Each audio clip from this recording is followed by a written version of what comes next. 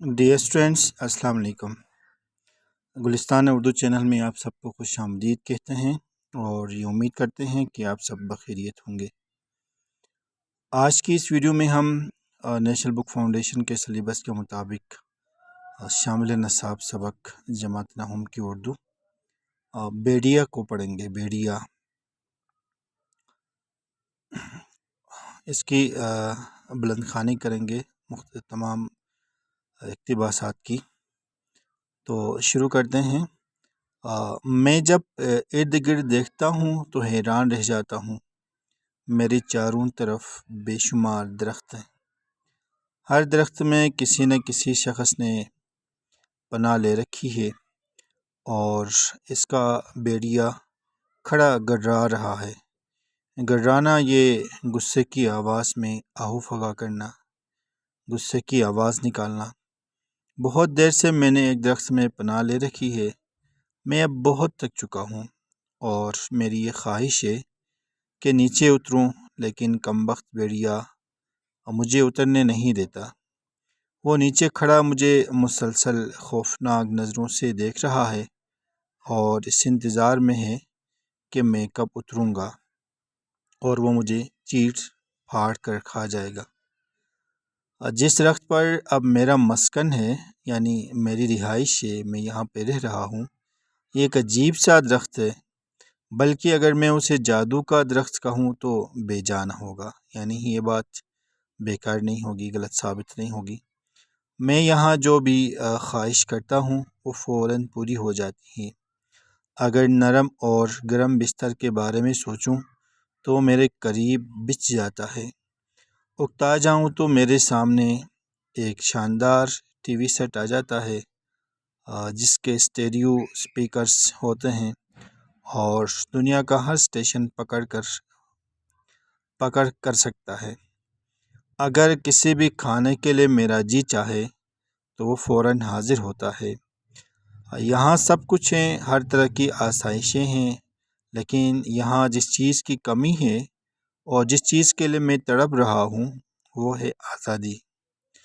لیکن یہ آزادی مجھ سے قربانی کا تقاضا کرتی ہے، اور قربانی یہ کہ مجھے نیچے اترنا پڑے گا اور بیڑیے کو ہلاک کرنا ہوگا، لیکن مجھ میں اتنی جرأت نہیں۔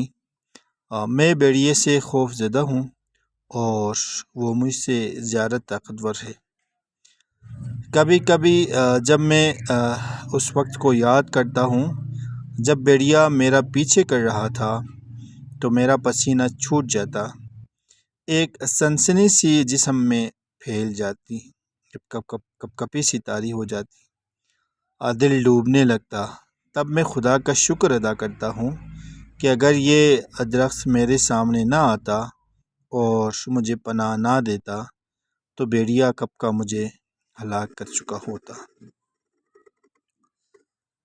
مایوسی کے اس گپ اندھیرے میں کبھی کبھار اس بات پر بھی خوش ہو جاتا ہوں کہ درخت کافی اونچا ہے اور میں یہاں ہر طرح سے محفوظ ہوں اور بیڑیا میرا کچھ نہیں بگاڑ سکتا۔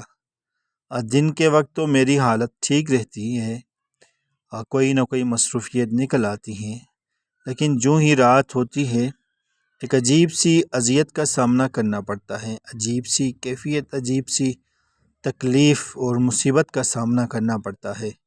سو جاتا ہوں تو خوفناک خواب مجھے ڈراتے ہیں، ایک قیامت سی مجھ پر گزرتی ہے، تمام جسم تھکا ہوتا ہے اور ایک انگ یوں دکھ رہا ہوتا ہے جسے کسی نے چابک سے مجھے سخت مارا ہو۔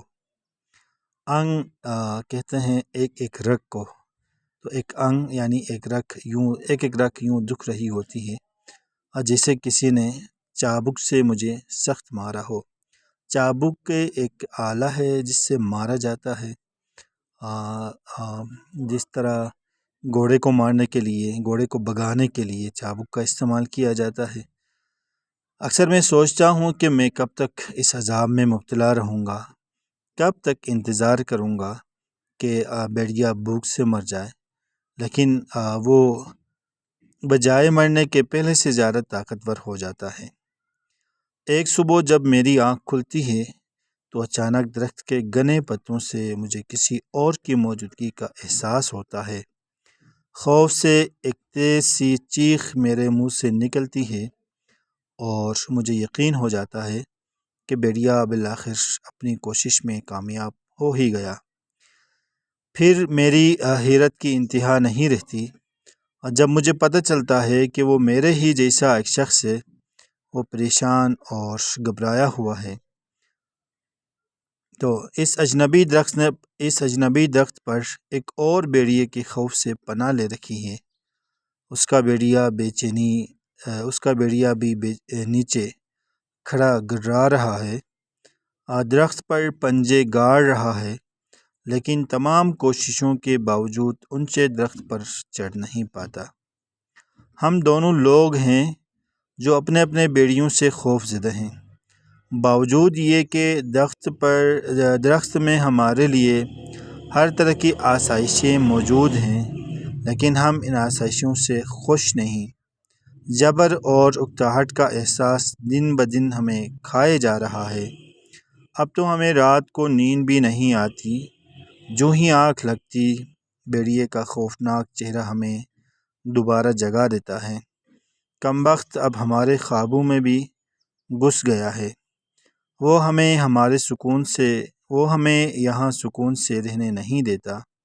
ہم دونوں کے بھیڑیے اکثر اپنی جگہ خاموش بیٹھے رہتے ہیں، لیکن کبھی کبھی ان دونوں پر ایسا جنون سوار ہو جاتا ہے کہ وہ درخت پر حملہ کر دیتے ہیں۔ اس کے موٹے تنے پر دانت اور پنجے گاڑ دیتے ہیں اور اس وقت خوفناک سی گھراہٹ ہوتی ہے۔ دونوں کے بھیڑیوں کا یہ اچانک کا باولا پن ہمیں مزید ڈراتا ہے۔ باولا پن یہ پاگل پنے کو کہا جائے گا، لیکن ایک بات یہ ہے کہ ہم دونوں کے بھیڑیوں کا تعلق اپنے اپنے آدمی سے ہے۔ میرے ساتھی کا بھیڑیا مجھ سے کوئی تعلق نہیں رکھتا اور میرا بھیڑیا اس سے۔ خاص بات یہ ہے کہ دونوں بھیڑیے بھی ایک دوسرے سے لاتعلق رہتے ہیں اور ہم اس بات سے حیران ہوتے ہیں۔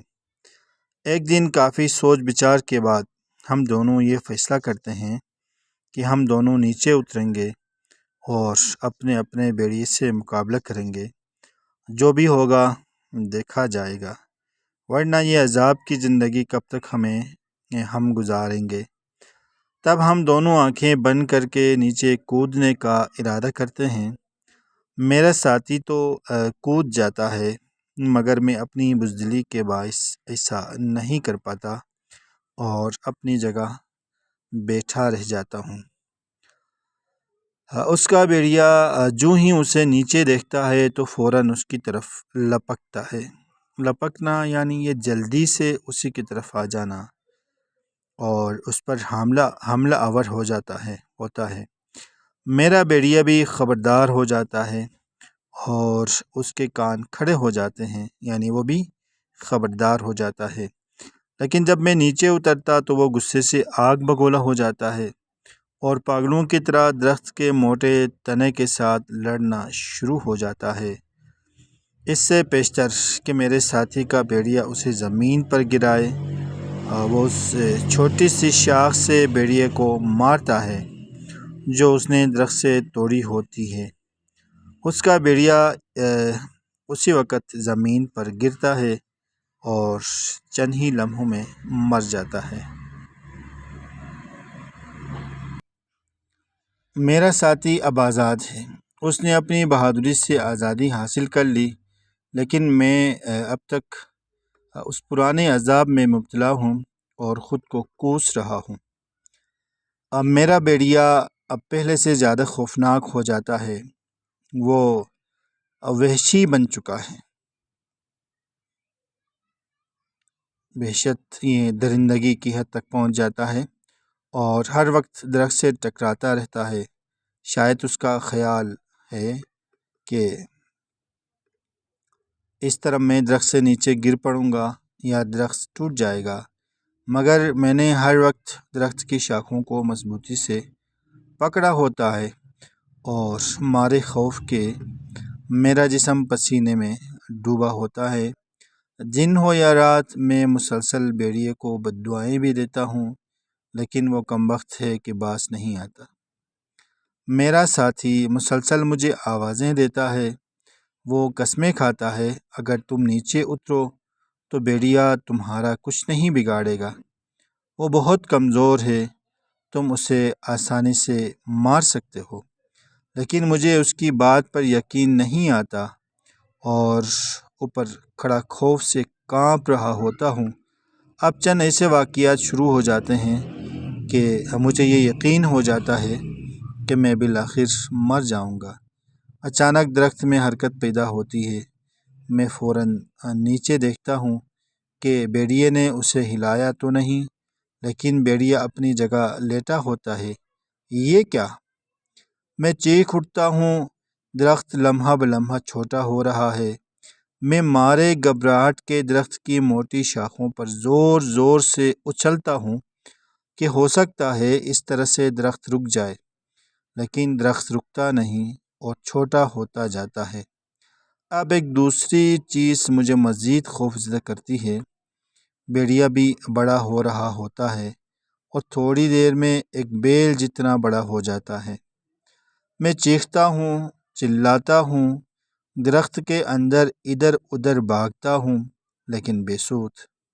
اب میں خود کو ذہنی طور پر موت کے لیے تیار کر لیتا ہوں اور ارد گرد کی تمام چیزوں کو الوداعی نظروں سے دیکھتا ہوں۔ بھیڑیا اور میں لمحہ بلمحہ ایک دوسرے کے قریب آ رہے ہیں۔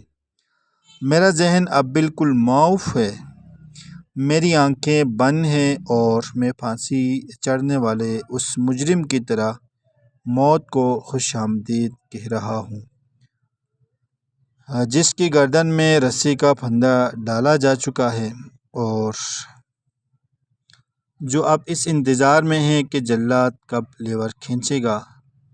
میں اس وقت اگر کوئی آوازیں سن رہا ہوں تو وہ صرف میرے ساتھی کی ہیں، جو نیچے سے مجھے بلا رہا ہے کہ خدا را نیچے اترو، تم بھیڑیے سے زیادہ طاقتور ہو۔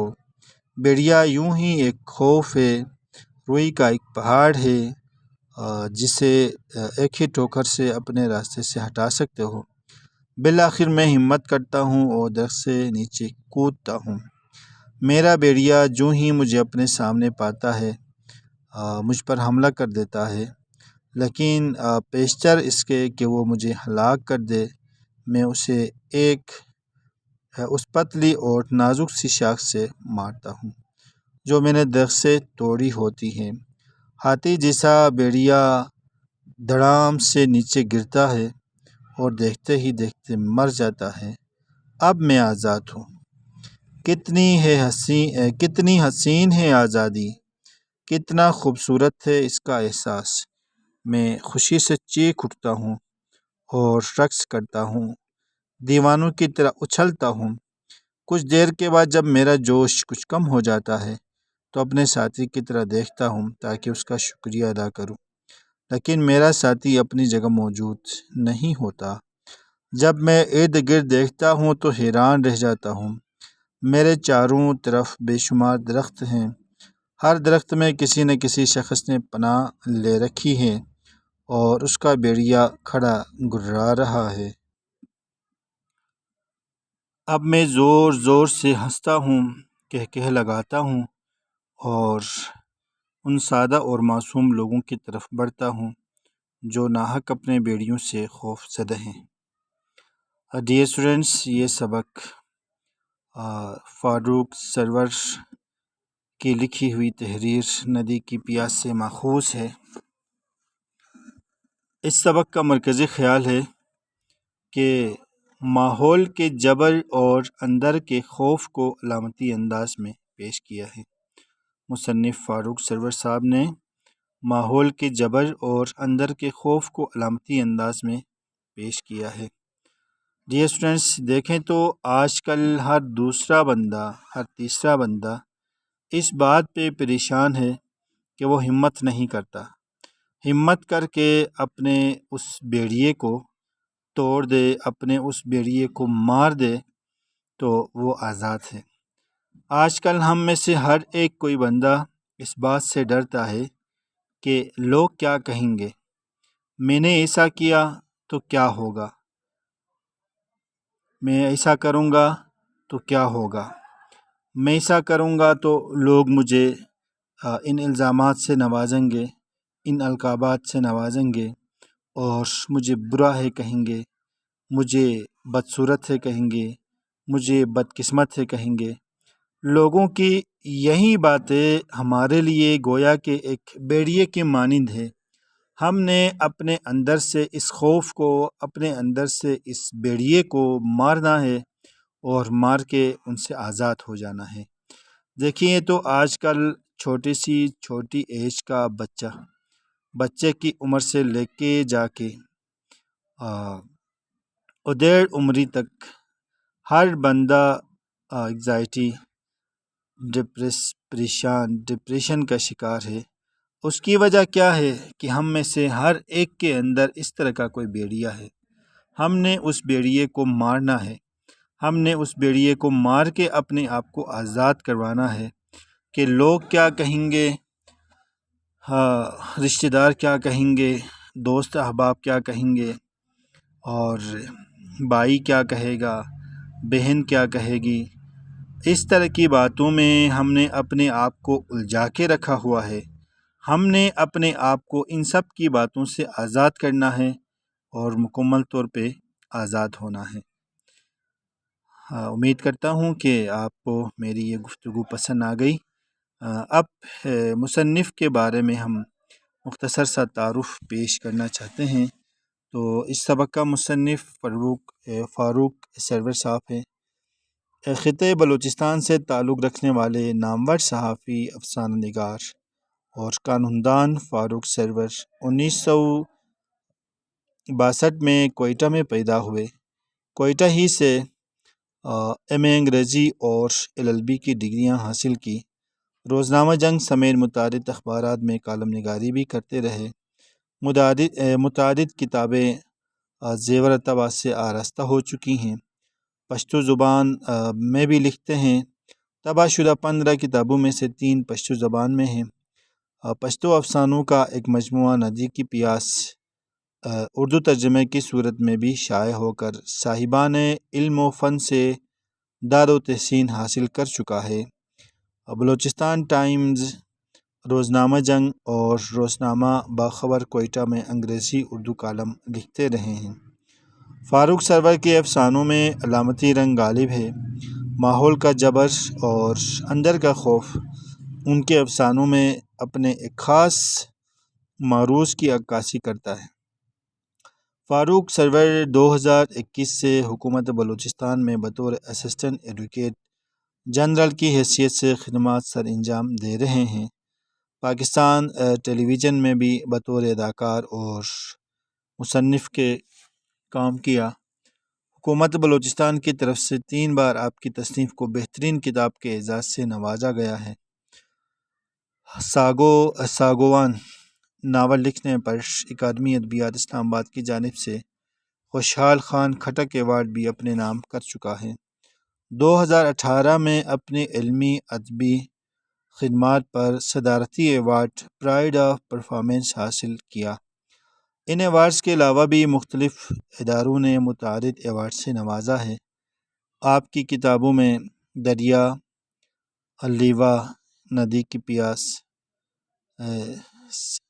سکارواتی، ادب سیر، ساگوان، بیڑیا اور مجرم کے علاوہ دیگر تصانیف شامل ہیں۔